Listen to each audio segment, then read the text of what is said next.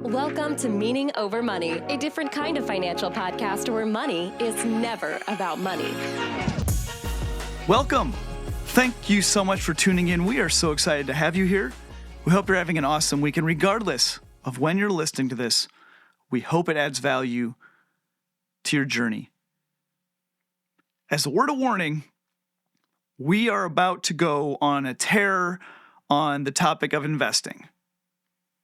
We have several episodes coming up. We won't be doing all investing, but this is a topic that has such implications in people's lives where the vast majority of our society is falling on the bad side of it. They deserve better. You deserve better. And we are really going to lean into this topic. And we hope that this adds value. We hope this topic adds, literally millions of dollars of value to your life. And if you find this content interesting, we'd be so grateful if you would share it. If you'd share it with people in your life, we would love to be able to spread this message, all of our messages, with more people. But if you find it valuable, can you please share it?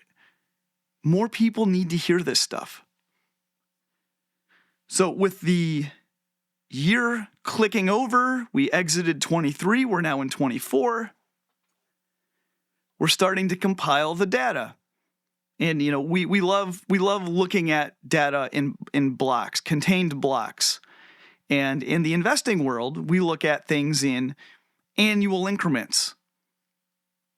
1 year, 5 year, 10-year blocks of time. And I had somebody reach out to me the other day, a friend of mine, and he was super pumped. He was really excited. He was excited to share with me because we talk about this investing stuff, and we talk about how investing over a long period of time, the U.S. stock market has returned 9% a year plus a little bit over 150 years.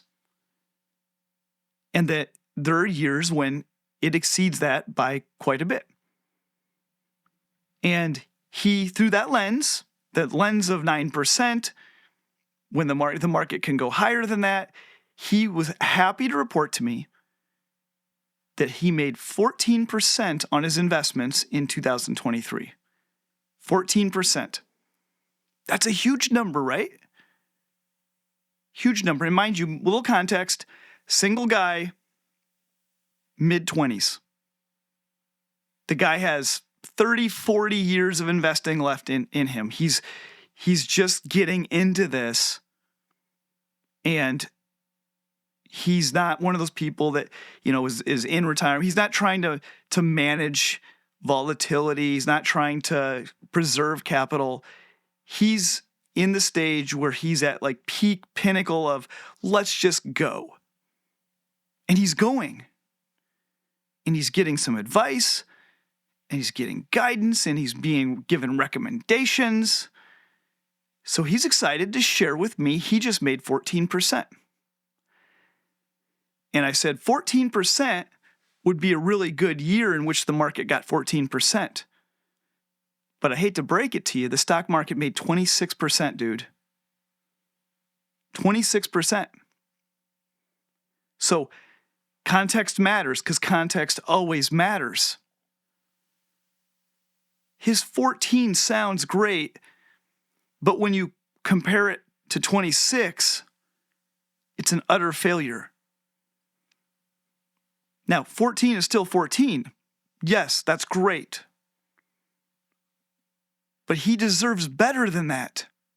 You deserve better than that. 26% in a single year. And his response floored me. His response was, you can't get that in a single year. You can't get that in a single year.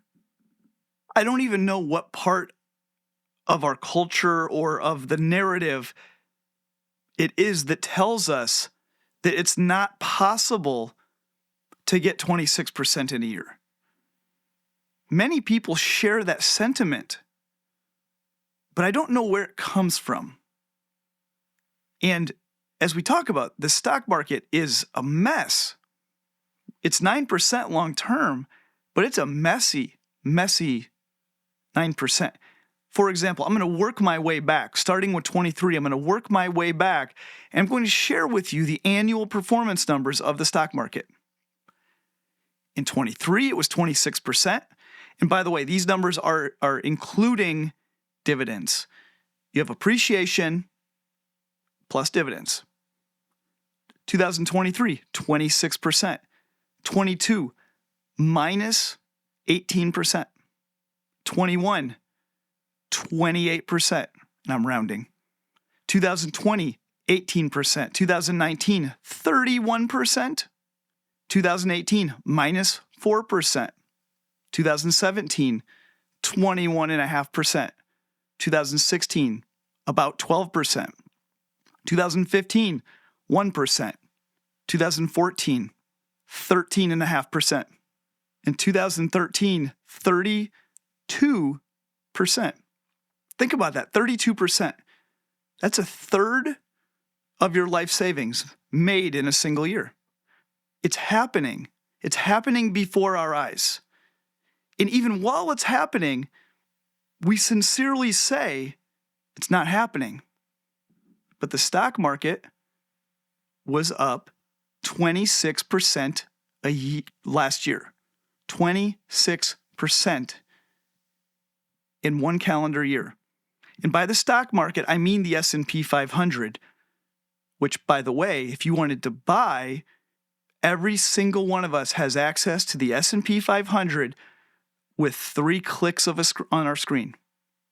If you have a 401k or a 403b, you most certainly have that option in there.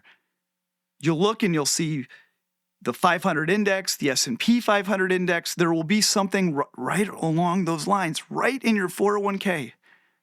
Or if you have an IRA, whether it's a traditional or a Roth, you can search whatever platform you use. You can search S&P 500 index. Every one of us has access. If we want that, that's the 500 largest companies in America. Let me take a step back. Let's zoom out a little bit. Okay, I rattled off a bunch of annual numbers. Okay, fine. But let me give you some context on how that forms together. In the last 5 years, the stock market has gone up by 15.5% per year. So if you were to come to me and say, hey, Travis, my portfolio, my investment, my 401k, it's got 9% a year over the last 5 years, I would say you grossly underperformed. 15.5% a year for 5 years.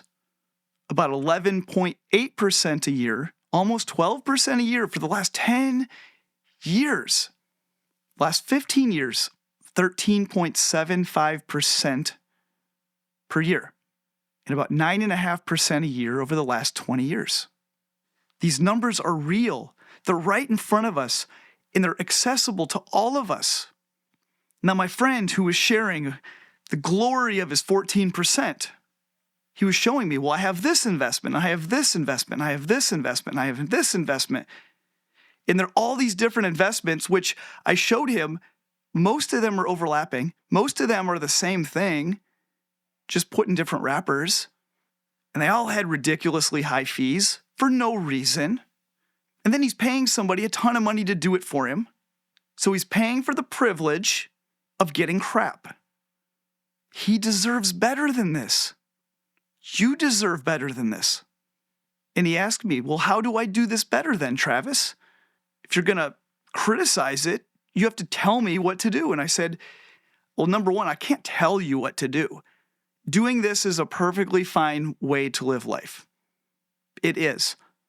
If he wants to do this, he's investing. That's the biggest step. He's investing. Great. If he keeps doing exactly what he's doing, he's going to turn out okay. His future is going to be okay. But I think he deserves better. So I said, if I were you, you can, if this is your 401k, you can look at a couple different options. If you want to look for the total stock market, you want to look for the S&P 500. If it says index, it means it's probably cheap. That's good. I said, if you're operating your own IRA, Fidelity, Vanguard, those are both great options. But on your phone, on the palm of your hand, you can set up an account and you can go just find the stock market index and be very patient and trust the process. I recently had a meeting with a young man who was 27 years old. He had never invested, and he heard about me from a friend, a mutual friend of ours, and he asked to set up a call. And I said, yeah, I'll do it. And he asked, what do I charge? And I said, no, let's just hang out. Let's just meet. And we had a wonderful conversation. And we talked about the difference between investing in stocks and investing in index funds. We talked about the quote unquote risk of the stock market and how over a 15-year period, there's never been that period of time in which you could have lost money. We talked about the different platforms that you can use, the different kind of accounts you can use, whether it's at work or if it's on your own. We talked about how Vanguard is good. We talked about how Fidelity is good. And he said, okay, well, Fidelity sounds good. I know Fidelity. I actually have the app. Great. And so we talked about what options are in there. And I said, they have a couple stock market index funds, total market index funds that are really good, some of the cheapest in the world. And the guy literally in 10 minutes set up an account, linked his bank, put a little bit of money into it, invested it, and here we are. 27, never knew how to do it, was always a little anxious to do it, knew he should do it. 10 minutes. I didn't even set it up for him. He did it on his phone. I couldn't even see his phone. He was setting it up. In 10 minutes, he gave himself access to some of the best investments in the entire world at his fingertips. That is going to change his life. And no, this isn't about hoarding money and having more and becoming wealthy and swimming in all of our money like Scrooge McDuck. That's not what this is about. This is about deserving better for the resources that we're stewarding. This is about knowing that we're doing the best we can with what we have for our family's future. I think he deserved better, and I think you deserve better. So if you got 14% last year, good for you for getting that. Good for you for putting money aside, for having the discipline, for having the delayed gratification of investing and getting it invested. Props to you for doing that. So whatever you got, props to you for doing that. That is a win. That is a win. Please hear me. That is a win. But I do think you deserve better. And so this is a good time. Go check out your investments 2023 returns. Were they less than 26%? That's a question that you need to answer. And this question primarily is aimed at people under the age of 50. If you were over the age of 50, there's other considerations that start to get made about how long until we retire, how much stability do we need to lower volatility? These are questions that get answered when we're approaching retirement. But if you're young, it's a completely different conversation. So I hope last year was a good year. I hope this year is a better year for you, whether that's in your investing or your work or your family or your ministry, whatever you're doing. I hope this is the best year that you've ever had. That's all I have today. Take care, guys.